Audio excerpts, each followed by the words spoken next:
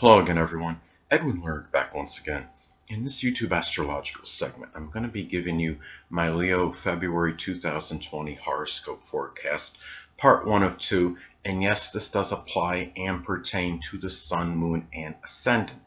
Anyway, people, first thing up is as far as February goes, the Sun will be in Aquarius from the 1st until the 19th. So the 7th house is what will be emphasized and highlighted.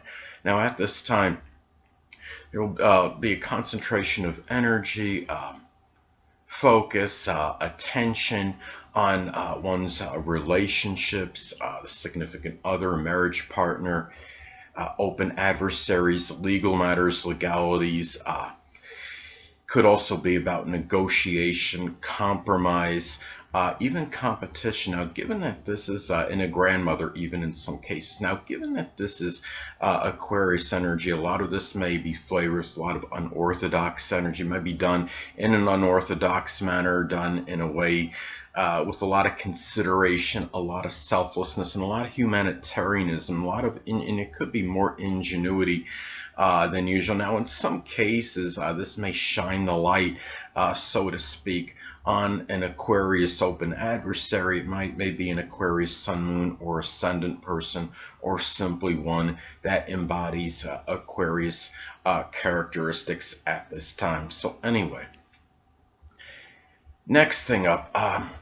As far as February goes, the Sun will be in Pisces from the 19th until the 29th. So the 8th house is what will be emphasized and highlighted. So at this time, there could be a strong focus, concentration of energy and attention on sexual matters, the sexual partner, intimate relationships, deep connections, insurance, tax-related matters, transformation, rebirth, regeneration, legacies, inheritances in some cases, emotional, moral, monetary support, credit issues or credit card related matters, and given and also death in some cases. Now, given this is Pisces energy, a lot of this may be done with a lot of self-sacrificing energy, a lot of idealism, compassion, imagination, even altruism, and a lot of forgiveness as well.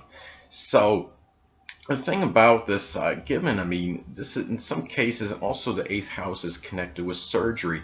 In some cases, there could be a focus on some Pisces-related surgery, perhaps connected with the feet, the toes, or even something with the lymphatic system, or even something that has to do in some cases with some inadvertent, perhaps drug assimilation, such as assimilating radon inadvertently. Now, in some cases too, there could be a focus on something that was deceptive or duplicitous in connection with insurance or a tax-related matter at this time, or some credit card issues, such as somebody calling you up and trying to get your credit card information in the middle of the night, something fraudulent or deceptive in connection with that. In some cases, there may be a strong focus and attention put on that at this time. Now, in some cases, this could also be an eye-related issue, because keep in mind that the Sun rules either the left or right eye, depending on gender, and we're talking about the 8th house of surgery. And it being Pisces, it could maybe something be connected with some kind of blurry vision, or some kind of vision where things are somewhat nebulous or unclear or obscure, or even something, or maybe even floaters in some isolated cases. So anyway,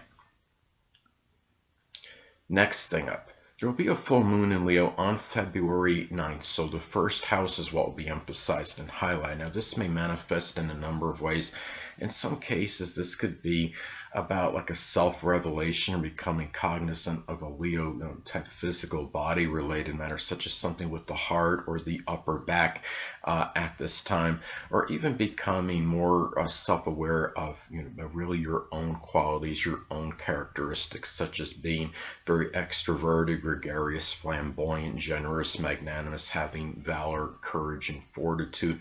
But it could also be, in some cases, the completion or culmination of a connection with somebody you may have known from your early childhood, or even a grandmother. In some cases, it can be a Leo, Sun, Moon, or Ascendant person, or simply one that embodies Leo characteristics. Now, it could also be a time where one becomes tired or exasperated or full, so to speak, of perhaps someone from the early childhood, a grandmother, somebody that may have been instrumental in your new beginnings, that may be overly flamboyant, arrogant, egotistical, overly extroverted, even overbearing, tyrannical. It could be, and it could be a time where you finally let out these strong emotions. These really, with a lot of that Leo ferocity at these people. Now, it could be when you're talking about full moon and first house energy, it's a little paradoxical because because full moons can often signify endings, and you're talking about the first house of new beginnings, but it could be that a Leo related matter in the first house can come to an end, which may free you up for a new beginning. It could be where you finish something with the physical body with a lot of that Leo ferocity and determination and willful energy that might free you up to really be able to do other things at this time and have more confidence, self-assurance, starting something Leo related, such as something with performing or acting, or it could be circus performing, or anything that could be Leo related, something with the theater, which might give you some more confidence in doing so. So anyway, I think that's how it could manifest and pan out. Anyway, now the next thing up is there will be a new moon in Pisces on February 23rd, so the 8th house is what will be emphasized and highlighted. So at this time, well, this can manifest in a number of ways. This could be the beginning or start of a sexual connection, a deep relationship with a Pisces sun, moon, or ascendant person, or simply one that embodies Pisces characteristics. It could be the start of some metaphysical or spiritual transformation, or even metaphysical, which could include astrology, of course, or even a detox type transformation, cleansing the body of certain chemicals.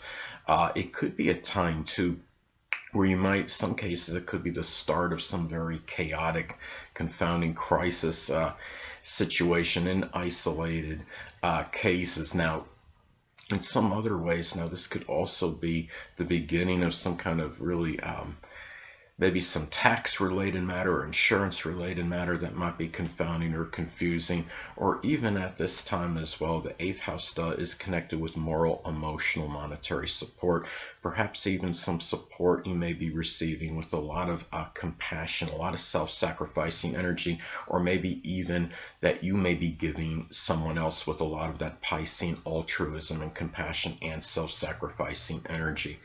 Anyway, next thing up. Well, Mercury will be in Aquarius as far as February goes, from the 1st until the 3rd. So the 7th house is what will be emphasized and highlighted. Now, at this time, well, this could manifest in a number of ways. This could be about really thinking really with a lot of altruism, being considerate in your communications with a significant other. It could be a marriage partner, a grandmother, and also you might be talking about a lot of really innovative ideas, new concepts, talking about computers, electronics, new technology, innovations, aerospace with 7th house people, such as a grandmother, such as a significant other, your important friendships, significant friendships at this time. And also it could be some communication regarding an Aquarius type business partnership. It could be something like with some starting some maybe computer firm, or something with electronics or innovation, new ideas, new technology, aerospace, astronomy, even rocket science in some cases. But it could also, again, as I've stated in previous videos, Mercury can also be about siblings. This could be about Aquarius, Sun, Moon, or Ascendant people, or simply ones that embody Aquarius characteristics that might really, they might figure more prominently in your legal matters, your relationships, issues with the grandmother, matters with compromise, negotiation, open adversaries, and whether they're more beneficial or more to your detriment. A lot of that could be predicated and dependent on aspects that are made to points in your chart. a sextile trine to your natal Jupiter, they might be more auspicious in these matters. But let's say an adverse aspect to your natal Saturn, and maybe going in the other direction, maybe causing some loss, sorrow, or grief and limitations in these matters. Hold on a moment, people.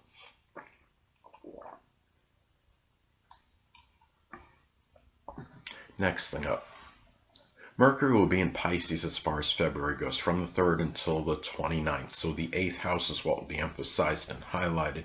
Now at this time, this can manifest in a number of ways. This could be about really thinking more about being self-sacrificing, but being more altruistic in matters as far as moral, emotional, monetary support goes. And you might be trying to mentally see the whole picture in people you're in a deep connection with, a sexual partner, someone you're in a shared resources scenario with. And also be careful at this time. Sometimes communications can be a little bit ambiguous, and there may be things that are misconstrued in communications with 8th house people, such as people in the occult, astrology, supernatural, tax examiners, people that are involved in insurance. And also, there may be some ambivalence and indecision over what you may want to do in a crisis situation, but also communication about really leaving like a Pisces type legacy, such as being self-sacrificing, compassionate, imaginative, altruistic, somebody that's very sensitive about matters, forgiving. So anyway, and also as I've stated previously, Mercury can also be about siblings. This could be about Pisces, Sun, Moon, or Ascendant people, or simply ones that embody Piscean characteristics, and they may figure prominently in you making transformation, crisis situations, moral, emotional, monetary support. It could be legacy, or even in matters with your taxes or insurance related matters at this time, and whether they're more beneficial or more to your detriment. A lot of that could be predicated and dependent on aspects that are made to points in your chart. A sextile trine to your natal Jupiter, they might be more auspicious in these matters, but say an adverse aspect to your natal Saturn, they may be going in the other direction and maybe causing some sorrow, some grief, and maybe some limitations and restrictions or loss in these matters. Next thing up. Well, Venus will be in Pisces as far as February goes, from the 1st until the 7th. So the 8th house is what will be emphasized and highlighted. So at this time, well, this could be if you're unattached at this time, Leo, you may connect with a Pisces, Sun, Moon, or Ascendant person, or simply one that embodies Piscean traits.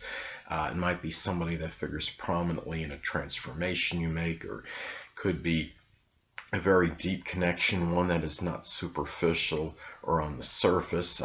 Could be for a very strong, intimate sexual relationship. And also at this time, this could be about really loving, really about valuing idealism, compassion, imagination, altruism, forgiveness in your deep relationships at this time. Maybe this could be about tax debt forgiveness, but I'm only joking, of course, and being flippant as far as that goes. But anyway, could also be about unrealistic spending on 8th house related matters, such as making a major change or transformation, or something connected with astrology, the supernatural, the occult, or even getting to matters related to someone's death, trying to find out about that. And just be careful, because Pisces energy could be about it could be very unrealistic, and just guard against unrealistic spending that leaves people really confused at this time. It could be a time too where you may be in some cases, you're talking about Venus and Pisces energy, there could be greater susceptibility to financial fraud. So talking about the 8th house energy, guard and be very wary against people calling you up, in the middle of the night and asking for your credit card information, because this could be more susceptibility to credit card fraud and deception at this time, more so than usual. So, or even insurance fraud. But anyway, last but not least, Venus will be in Aries as far as February goes, from the 7th until the 29th. So the 9th house is what will be emphasized and highlighted. Now at this time, this could be about manifest in valuing a lot of courage and fortitude and assertiveness, initiative in matters with grandchildren, with in-laws, dealing with foreigners and religious related matters, and even college or higher education matters. It could be where you should guard at this time against perhaps impulsive and impetuous spending on foreign travel, on higher education, and even publishing related matters. But there could be a time where you might be spending money on Aries publishing related matters, such as something connected with some kind of combat or war, or something associated maybe with welding or fire, arson, investigation, anything that could be Aries related, even sports in some cases. And if you're unattached at this time, Leo, you may connect with an Aries sun, moon, or ascendant person, or simply one that embodies Aries characteristics. It might be a foreigner, it might be someone you meet at a college, university, or traveling abroad, someone at a publishing venue, or some importing, exporting venture. It might be someone too that may be a person that could help you expand your horizons and go outside the box, so to speak. So anyway, people, that'll conclude this YouTube astrological segment for my Leo February 2020 horoscope forecast part 1 of 2. And stay tuned next time where I'll be giving you my Leo February 2020 horoscope forecast part 2 of 2. Until next time, people, stay well.